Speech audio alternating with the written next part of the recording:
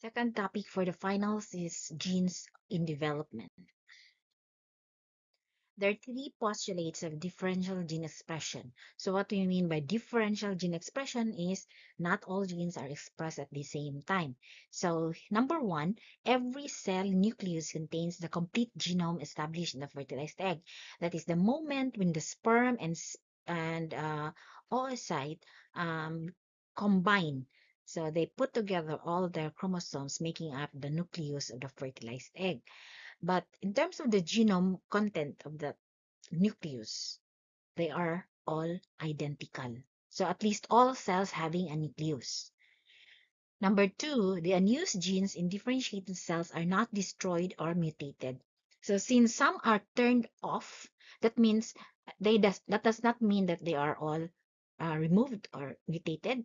They just remain there with potential for being expressed in the future if need be. Three, only a small percentage of the genome is expressed in each cell. And that that expression involves transcription followed by translation.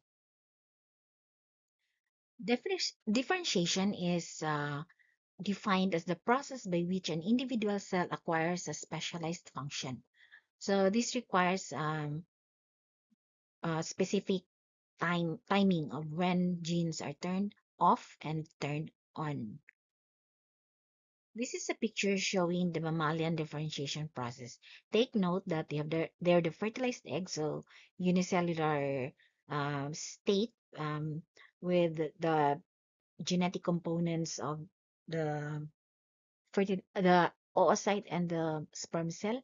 And if right after the fertilization process, cleavage commences. So cleavage being the serial mitosis that the fertilized egg undergoes, producing this ball of cells, fewer cells there. So that means early cleavage, which are described as totipotent stem cells. Now, they are totipotent, meaning their potential is total. So they can become all types of cells in the body.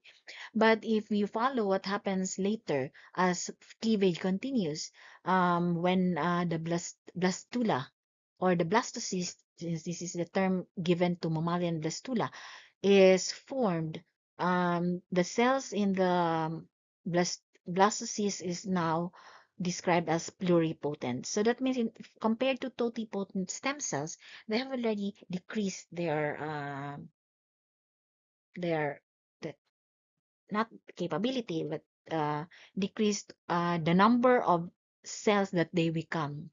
And then you have there what will happen to them. They can become hematopoietic, which is um, related to blood cells. They can be specific for the development of a nervous system, so mga nervous tissue, or mesenchymal cells, which give rise to the connective tissues. So all connective tissues in the body.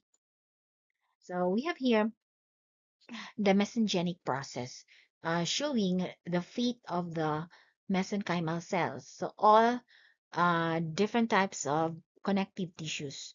So we have here this this stage, which is proliferation, that is just mitosis, followed by commitment, then lineage commitment, which means they get or they commit uh, on which path they are going to follow. They are committed.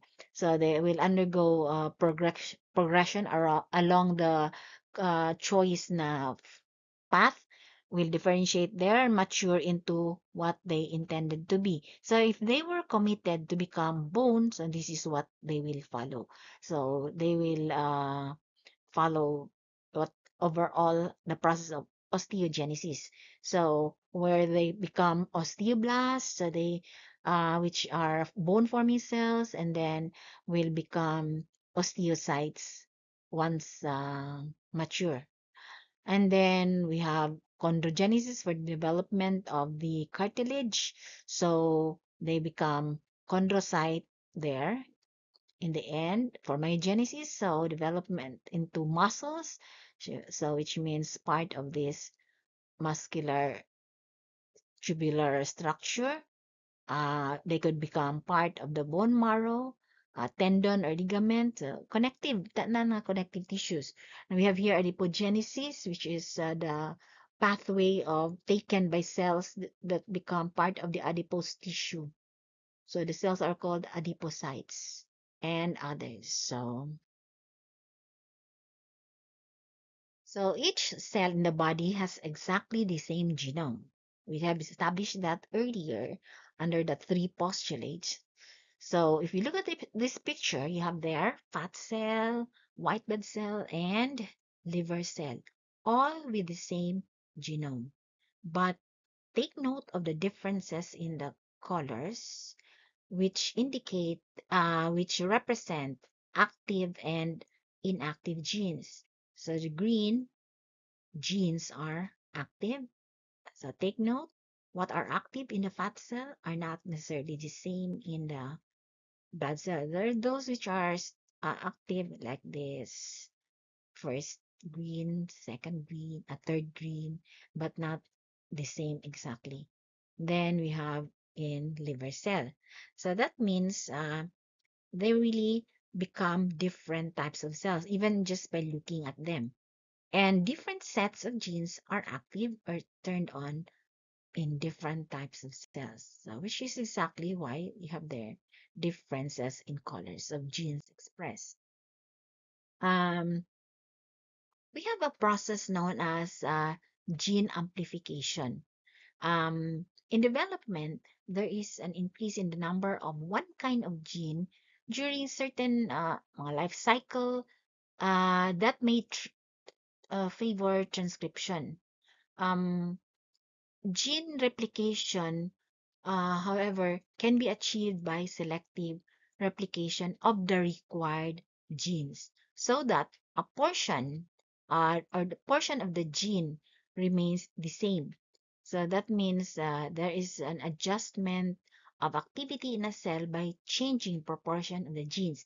And that is certain genes. That is what we call gene amplification, which is the selective increase in the number of copies of a gene encoding for a specific protein without proportional increase in other genes. So here you have the picture. This is the normal gene.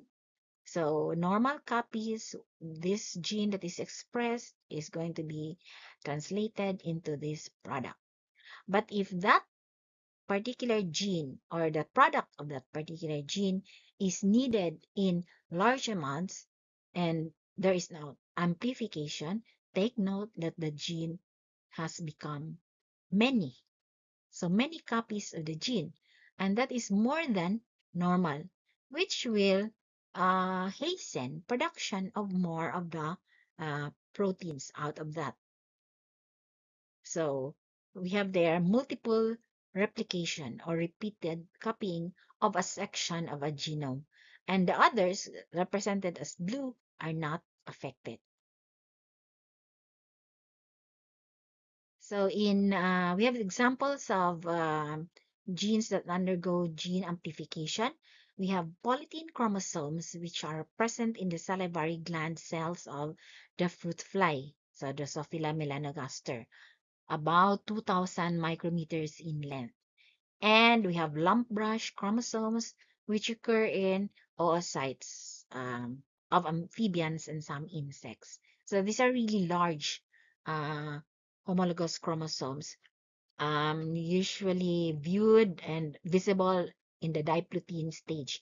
Remember that diplotene is when the oocyte remains sa oocyte development uh, in in in in order to prepare for the presence of sperm and fertilization is then possible. So about 1,500 to 2,000 micrometers in length. So let's look at polytene chromosomes first. So polytene chromosomes are formed by the fusion of the centromeres of all the 8 chromosomes found in the cell of the Drosophila. So this is the polytene chromosome. pink, composed of an arm, several arms, short and long, and representing fused chromosomes, so many fused chromosomes. The short arm, uh, which represents fused chromosome 4. You can see the alternation of dark and light bands, dark bands being referred to as chromomeres and light bands as chromonemata. And we have chromocenter. The presence of many or numerous uh, light bands result from repeated replication of DNA. But when replication occurs, there is no separation into daughter chromosomes, which is what usually happens, like compared to our own meiosis, wherein you have S phase and then uh, undergoing mitosis or division, wherein the DNA will get segregated into the daughter cells. So all of those DNAs formed as a result of replication are retained there. So you have a very big chromosome. So another look at the polytene chromosomes, emphasizing that in the larval salivary glands, there is an increase in production of the mRNA for glue protein. So this portion here is enlarged. So look at that. That's a chromocenter. And then you have their alternating light, dark and light bands. So in certain types of cells, we can see, okay, you can see uh, the regions of the chromosomes that form puffs which are reversible. So, kanang puffs lang. These are chromosome puffs or Balbiani rings, which means loosening of DNA, which means transcription is allowed and transcription is possible. So it's reversible. So once there's no more a need for transcription, that can be uh, reorganized into a more compact structure. Then we have the lump brush chromosomes in amphibians or in some insects. So we have there the parts, the axis, the chromomeres, um, equivalent to our nucleosomes, the interchromomeric region, so between chromomeres, and the loops, which consist of transcriptionally active DNA. So they are the loose parts of the chromosome. So there. When viewed under fluorescent microscope, you can see them as like that, with the orange loops and the axis being that yellow glowing thing. Uh, Another look at lump brush chromosomes, this time from North American newt. So it looks like a brush of sorts. Why siya lump brush? Because it looks like a brush. So for cleaning the lamps used for lighting before. And then we have reticulocytes in our body. So these are also examples of cells which have exhibited gene amplification because reticulocytes are active in synthesis of hemoglobin. Another term, so in addition to differentiation, we have morphogenesis, the process by which differentiated cells are organized into an hierarchy of tissues, organs, a hierarchy of tissues, organs, and organ systems.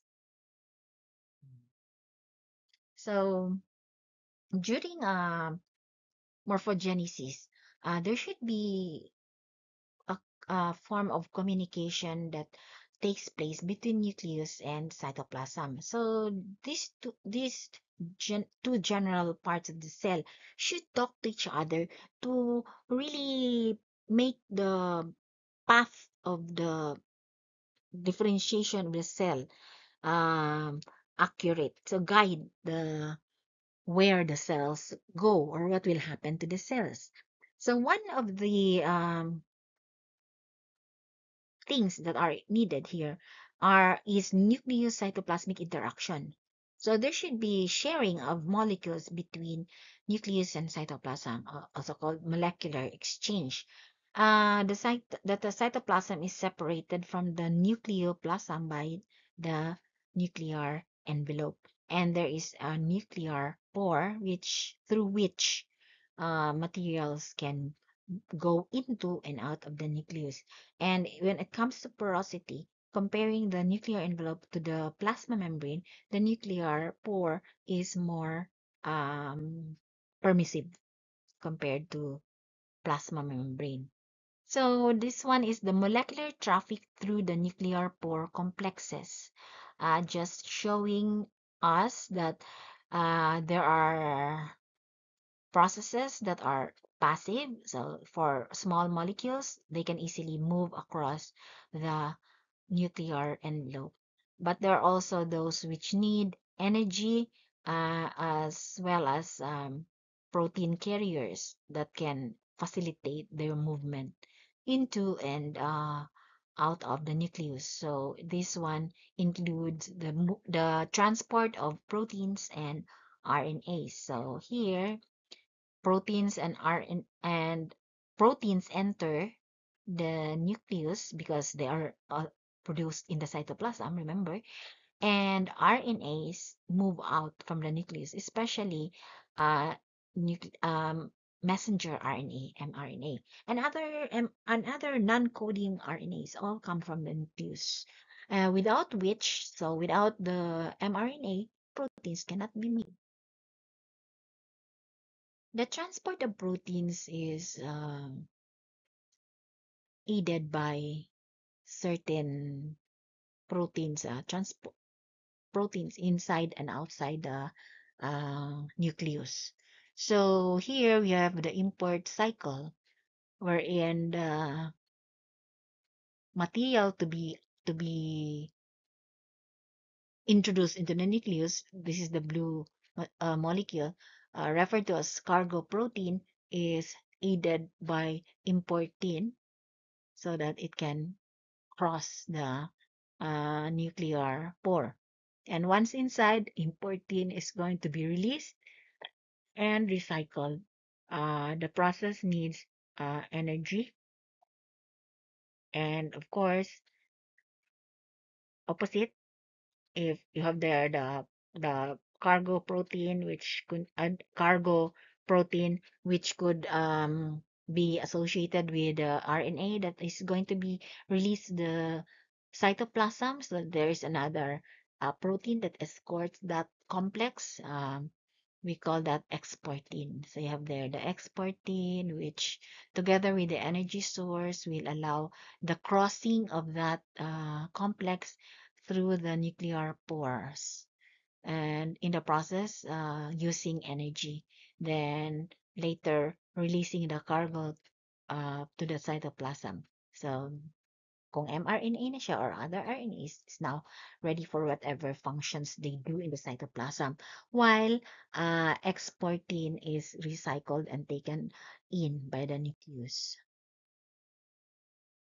In the same manner that small nuclear RNAs also can move out of the nucleus in that way.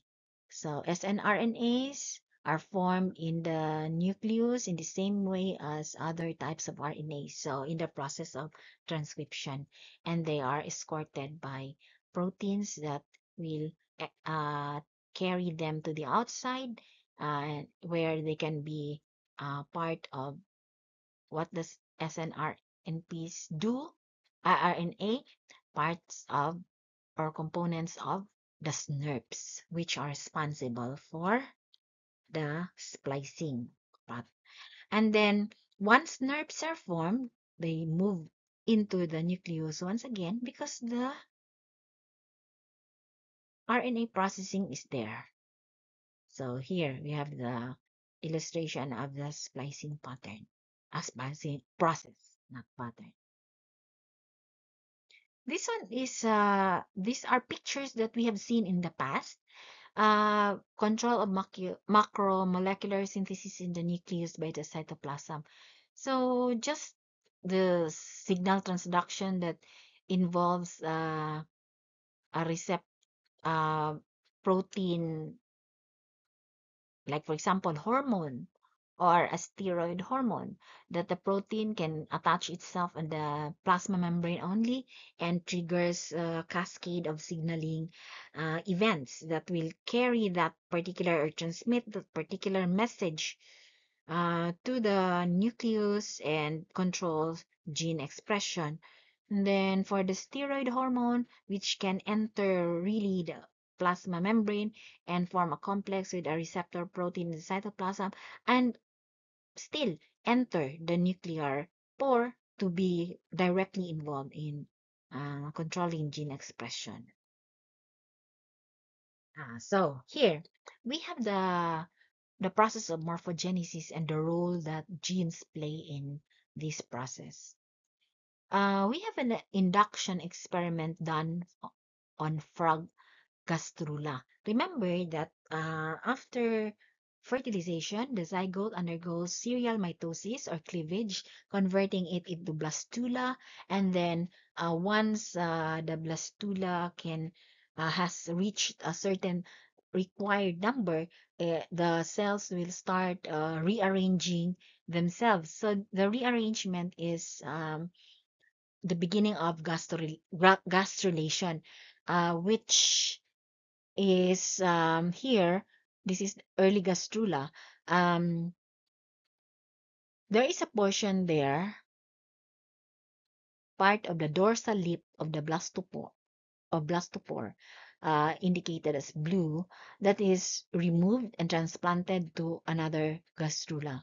So that means that the host gastrula contains two of those. So since by its in itself, it already has its component here, dorsal lip of the blastopore. And then a part of dorsal lip of the blastopore of the donor gastrula is transplanted there. So what happens is in the um, later stage, so neurula, two neural folds are formed. So the extra fold being uh, caused by the transplanted tissue. Then here we have induction, or the there is induction of a cell by another cell, and this induction will serve to, like, not the induction na I swearing into opposition, but induce, referring to induce. Stimulus induces there for the responding cell to react accordingly. So here, the responding cell will differentiate, become specialized structure in terms of structure and function.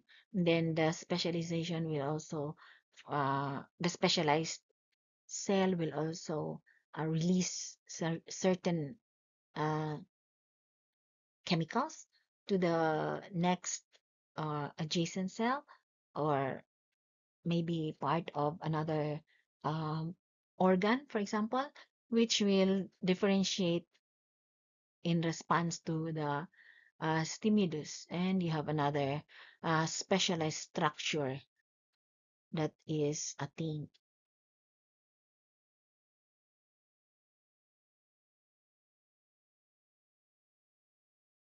Here, another picture, you have mutations in key hormone synthesis genes cause endocrine disorders. So shown is the development of the thyroid gland. Um, that is pharynx. Remember, position of the thyroid gland is in the neck region. So the thyroid develops as a sort of outgrowth of the pharyngeal pouches also, that this picture shows us the result of studies in mice, wherein um, the Hox genes are disturbed. So Hox genes are disturbed, so that this is the normal uh, process. So there is an Hox gene which can initiate or stimulate mga factors there, factors that are needed in the development, normal development of the thyroid gland. And we have the specific Hox nga number nga genes that can lead to proper development of parathyroids. But here, the if there is interference involving HOX15, it can cause parathyroid gland aplasia. So aplasia meaning that organ will not develop normally, or even it will not appear adult in the adult at all. It is missing. We have a family of Hox genes, referred to as homeotic genes, that control the anatomic identity of the cells. So take note that here in the embryo, you have the different colors indicating different regions of the body. And these regions of the body are supposedly coded by these genes. So, equivalent colors there. And embryo na siya, compare that to the adult. So you have the same colors and what will become of them, of those structures. So proper pattern, come na siya, pattern formation, pattern or proper positioning of body parts along the anterior posterior axis. So from anterior to posterior, so controlled na siya nga arrangement. Homeobox genes are a large family of similar genes directing pattern formation. So during early embryonic development. So we share basic embryonic structure.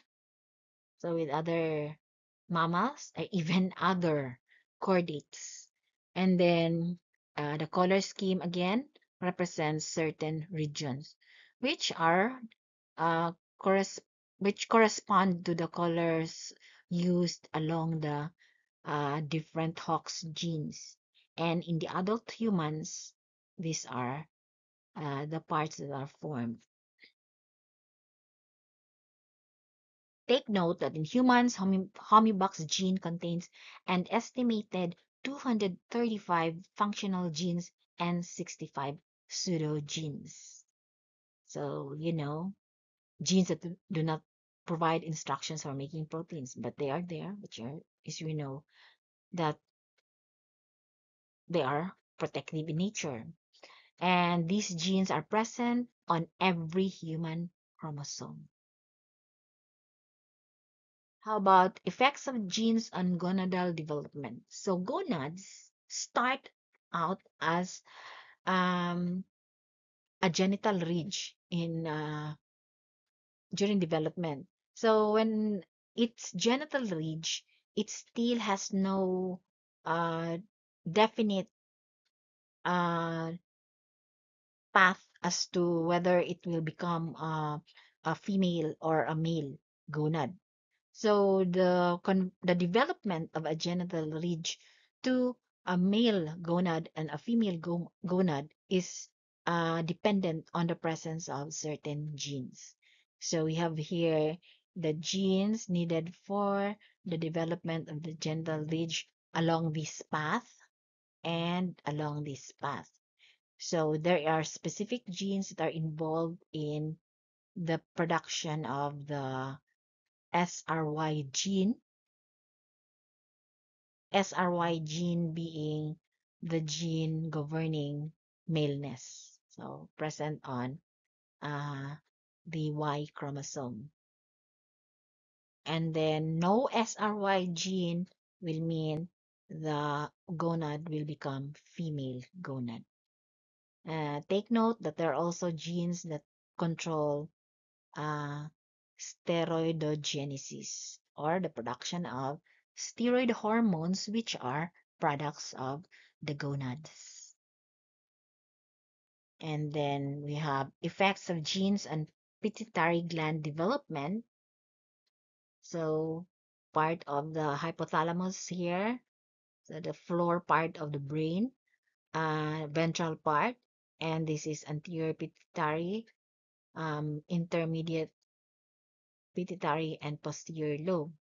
So hypothalamus being the sort of controller of the entire endocrine system, and it is directly attached, or that it's the pituitary that is directly attached to hypothalamus. So whatever are the products of the hypothalamus are transmitted directly to the pituitary. There are so many genes involved. These are genes that can govern production of releasing hormones. So releasing hormones are the ones that stimulate the pituitary gland to produce the hormones. Like for example, GnRH. In response, pituitary will produce LH and FSH. So GnRH are gonadotropic hormone releasing hormone. Or gonadotropin releasing hormone. And gonadotropic hormones are luteinizing hormone and follicle stimulating hormone, which are really intended for the gonads.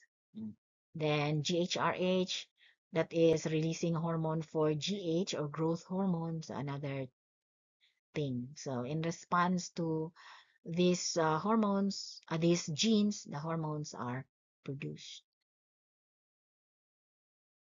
Effects of genes on migrating cells. So part of morphogenesis is cell migration. In fact, as early as gastrulation, we already have exhibited cell migration when the cells rearrange themselves to establish the three germ layers, which are characteristic of gastrula. Remember, and endoderm, innermost layer, middle layer, mesoderm, and outer layer, ectoderm. Ectoderm being the origin of cells of the skin as well as the nervous system. And most of the connective tissues are derived from the mesoderm. So here, our example is the movement of cells that are part of the circulatory system. So in the gastrula, so there are parts there, epiblast, the primitive streak. These are the invaginating mesodermal cells of the hypoblast. So, and they migrate together but separate towards the red ones towards myocardial cells or the muscle cells of the heart, and blue ones to the endothelial cells, which are the cells found in the inner layer of blood vessels. Here we have the genes responsible for development of the heart.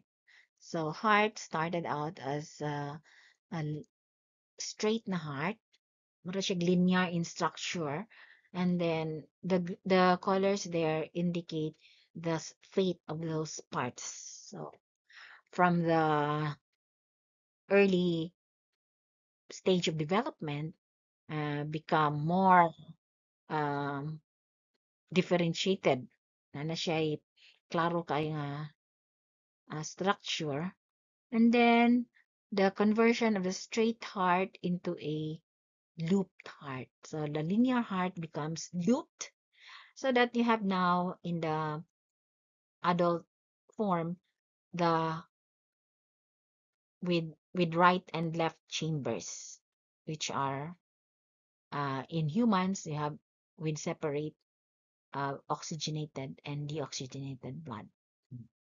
So each stage in the process of morphogenesis involves specific sets of genes. So these are the genes which are only expressed during those stages. So like here, ang precursor, mesodermal precursor cannot be converted into cardioblast without these hormones, genes, without the activity of these genes. And then differentiation would be possible only with these genes.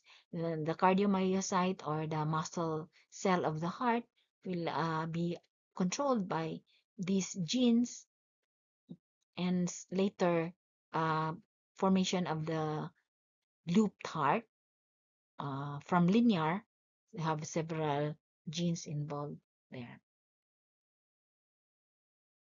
Then effects of genes on regulation of growth and development. So growth, of course, we know the role of growth hormones there.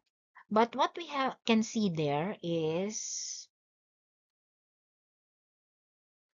the cell membrane, the cytoplasm, the nucleus, and outside cell. Uh, you have transmembrane proteins that allows growth hormone to get in, and these here are the genes that control kaning mga wala na encircle. Actually, encircle are also genes, um, which governs um, or which control transcription of target genes. So, sa may target gene sa growth hormone. So, we have the genes that code for the development of bones, mo na siyang mutaas. Mutaas ang bones as part of growth, growth of and development of muscles, so something like that. And take note that for that particular development, it's not just sila lang. They depend also on the materials provided sa like what we get from diet and what are being inputted from external sources. So they follow these pathways. We have development of the lungs there.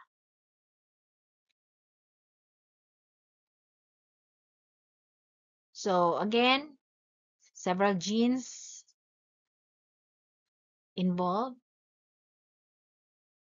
So kani siya are the smooth muscle precursor of the inner layer of the bronchiole, and more of the development of the lungs. By the way, the lungs develop out as an outgrowth of the foregut. So from at the level of the mga trachea, esophagus, trachea, lung buds. So just like plants, they bud out and then they branch. Pag branch na, na-form ang mga bronchioles, and then at the ends are the alveoli. So there is some sort of expansion towards the distal ends. Oh, so that ends our discussion on the genes in development. So as you can see, what will happen to the uh, organism, ato lang tanawon ang normal, if when the organism is normal, so that means development has proceed proceeded the way it should, as governed by sets of genes which are activated at various stages during development. And also, not all genes are activated. There are also genes that are turned off during other stages, but turned on at specific stages. And that is all.